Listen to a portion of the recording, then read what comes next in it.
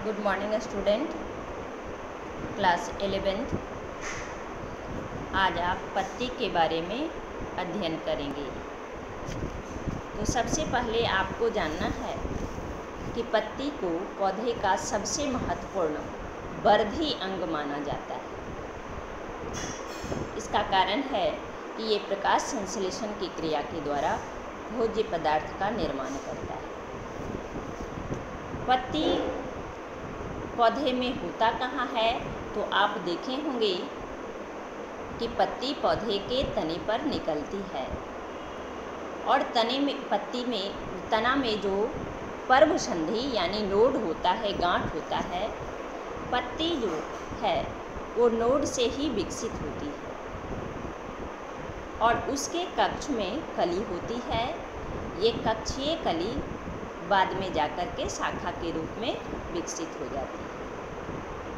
वस्तुतः पत्ती तने का जो शीर्ष भाग है, तो शीर्ष भाग में विभुजोतक मेरिस्टेमेटिक टिश्यू होता है और उसी से ये विकसित होती है और उसका विकास हमेशा अग्राभिसारी क्रम के अनुसार होता है।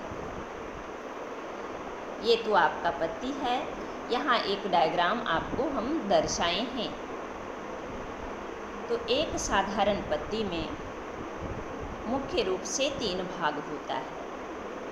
वैसे तो पत्ती के अन्य भागों को भी, उसका जो शीर्ष भाग आप नुकीला जैसा देख रहे हैं उसको भी बोलते हैं एपेक्स, शीर्ष। ये भी अलग अलग पत्ती में ना अलग अलग तरह का होता है। आप आकार को भी अलग अलग, पौधे की पत्तियों को अलग अलग आकार में देखे होंगे, लेकिन एक साधारण पत्ती का 3 भाग है। पहला है पर्णाधार, जिसको बोलते हैं लीफ बेस। दूसरा है पर्णवृंत और तीसरा है पर्णफलक। पर्णाधार पत्ती का वह भाग है जिसके द्वारा पत्ती तना से जुड़ा रहता है और पर्णवृंत पत्ती का वो भाग है जो डंठल के समान आपको दिखाई देता है। तो तना से यही डंठल जुड़ा रहता है। उसके बाद पत्ती का चौड़ा सा भाग आपको दिखाई दे रहा होगा। ये है पर्णवृंत। पर्णवृंत को ही हम डायग्राम में दिखाए हैं पेटियोल। कुछ पत्ती ऐसा होता है जिसमें पर्णवृंत नहीं होता। जिसमें नहीं होता है उसको बोलते हैं अवृंत, सेसाइल। और कुछ पत्तियों में जिसमें होता है, पर्णवृंत होता है, उसको हम लोग बोलते हैं सवृंत। ये पर्णवृंत जो है पत्ती को प्रकाश की ओर रखने में मदद करता है। और तीसरा भाग है इसका पर्णफलक, जिसको हम लोग बोलते हैं लीफ ब्लेड भी बोलते हैं या फिर उसको लीफ लेमिना बोलते हैं। ये पत्ती का हरा फैला हुआ भाग है। पर्णफलक के मध्य में एक मोटी सी सिरा आपको दिखाई देती होगी। ये सिरा कहलाती है मिड रिब, मध्य सिरा। और इस मध्य सिरा से उसके पार्श्व सिराएं अनेकों निकलती है और फिर ये अनेकों छोटी छोटी शाखा में विभाजित हो जाती है और वो पूरे पर्णफलक को भर लेती है। ये सिराएं पत्ती को यांत्रिक शक्ति प्रदान करता है और इसके माध्यम से जल, खनिज लवण, भोज्य पदार्थ इत्यादि का संचार होता है, यानी आवागमन होता है।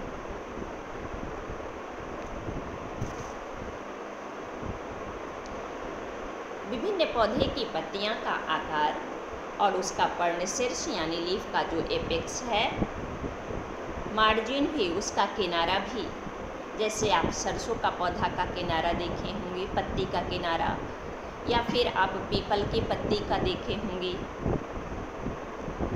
आप अड़हुल का पत्ती का देखे होंगे, तो उसका मार्जिन, पत्ती की सतह, इन सारी चीज़ों में भिन्नताएं पाई जाती हैं। इसके बाद आपको जानना है सिरा विन्यास के बारे में।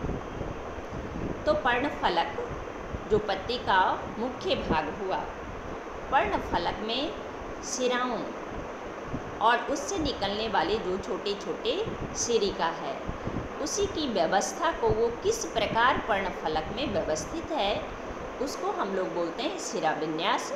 और शिरा विन्यास को अंग्रेजी में बोलते हैं वेनिसन। आपको चित्र में 2 पत्ते दर्शाए हैं,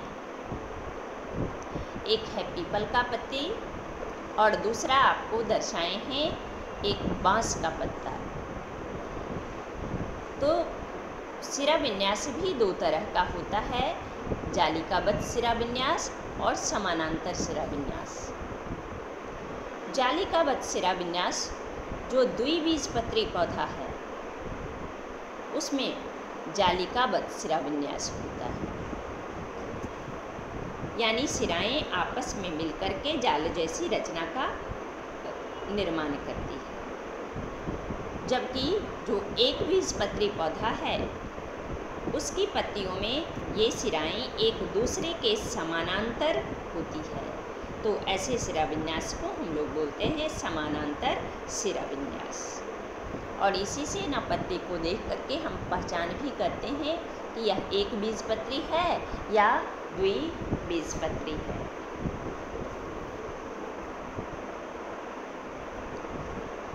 इसके बाद आपको जानना है टाइप्स ऑफ लीफ,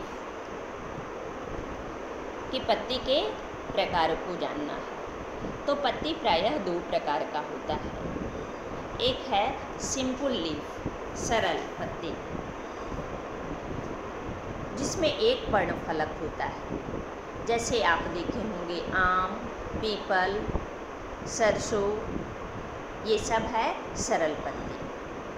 और दूसरा है संयुक्त पत्ती, जिसको हम लोग बोलते हैं कंपाउंड लीफ, जिनमें पर्णफलक की कटान मध्य सिरा अथवा पर्णवृंत तक गई हो और उसी से पत्ती जो है कई खंडों में बट जाती है।